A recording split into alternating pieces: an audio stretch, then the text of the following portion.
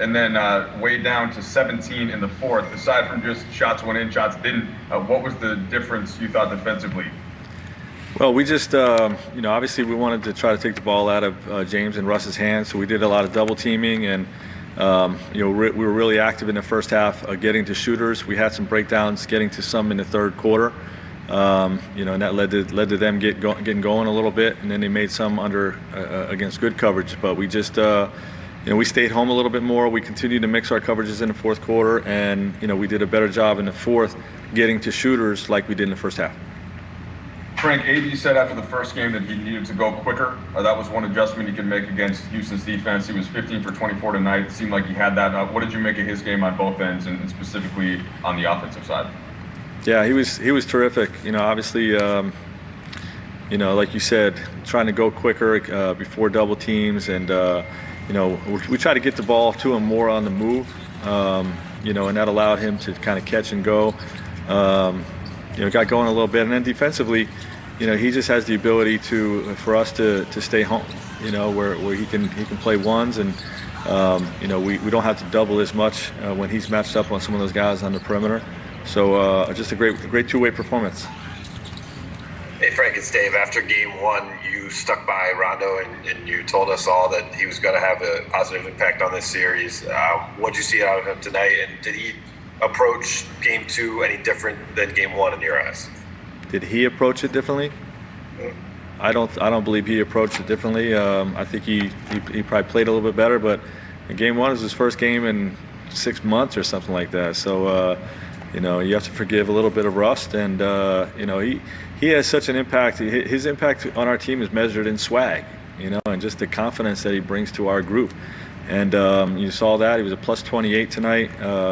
Took the assignment of guarding James and guarding Russ at certain times, and really wreaked havoc defensively for us, both on the ball and then, helping us mix coverages and those types of things, and just we have to try to keep this team off guard.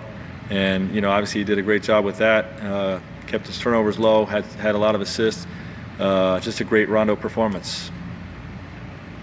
Hey Frank, it's Bill Oram. I'm wondering if you could describe kind of the mood of your group going into the fourth, obviously understanding what was on the line in that fourth quarter, and then also those opening possessions where LeBron went really hard at the rim and finished right at the rim.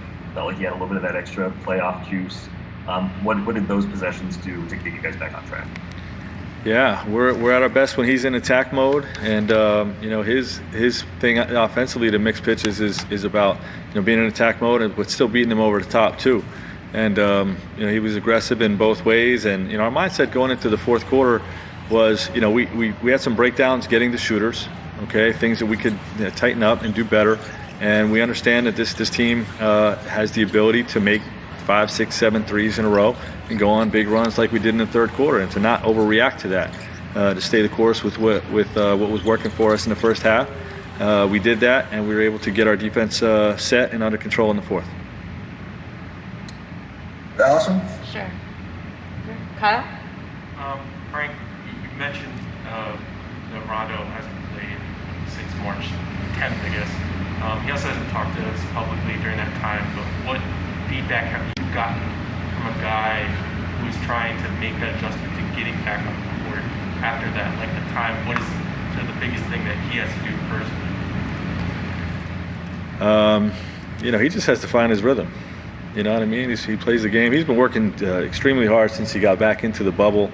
Every off day, making sure they're playing 3-on-3, 4-on-4, making sure that he was continuing to build over the last, whatever it's been, week, 10 days, 2 weeks, since he's been in here. And, all that work paid off tonight, because it's just a matter of getting your legs under you, working on your rhythm and timing with your shot and your passing and your reads and all those types of things. And, like I said, all that work paid off with a great performance tonight.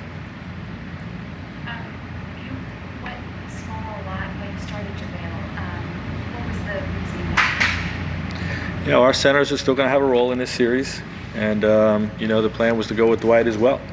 And, we've been working with those guys in terms of how to play against this team, which is unique.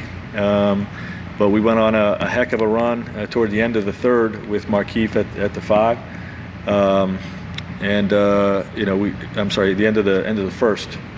Okay, and with Markieff playing, we wanted to just stay with that group, and just how the game played out. Sometimes you got to ride that hot hand with a hot lineup, and the plan was to play JaVale and Dwight, but we, obviously audibled at that point. Mark Medina? Frank, how much do you see AD at 5 as a match? We played him a ton at the 5 tonight. What did you see out of that? But also, Yeah, well, just the way we need to play against this team. If we're going to double the way we did, you got to have guys that can scramble and guard on the perimeter and have mobility. So obviously he's in my mind a defensive player of the year. No disrespect to Giannis, but he just covers so much ground, and if you have smaller guys around him, we can just cover more ground. So like I said, our centers still have a role in this series, but when we put them over there, we get a lot quicker on the defensive end. We really benefit on both ends. Anybody else here? Will, do you have anyone else on your end? Yeah, I can take 2 more if that's okay. Yep. All right.